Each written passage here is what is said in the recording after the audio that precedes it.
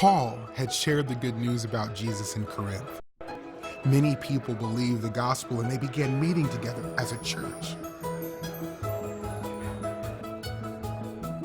After Paul left, he heard that the believers in Corinth were turning away from the gospel. Other people had come and taught them things that weren't true.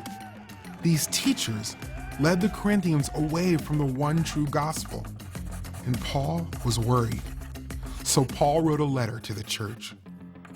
"Listen," Paul wrote, "I care about you. I want you to be faithful to Jesus and remember the gospel."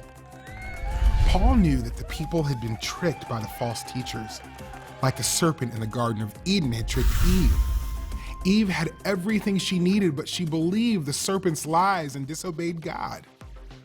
The Corinthian believers had everything they needed, the good news of the gospel, yet they were turning away to listen to wrong teaching.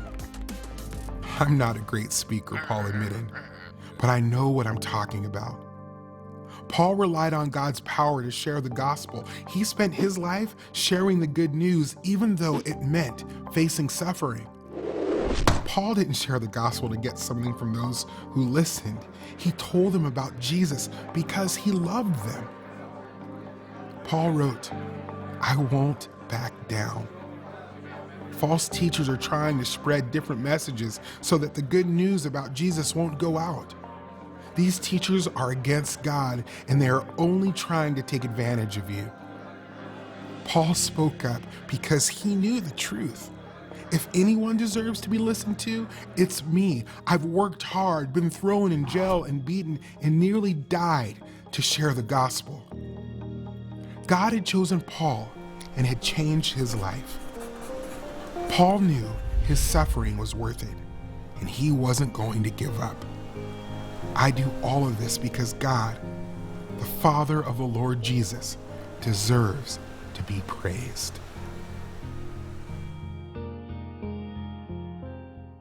Sharing Jesus with the world is not always easy.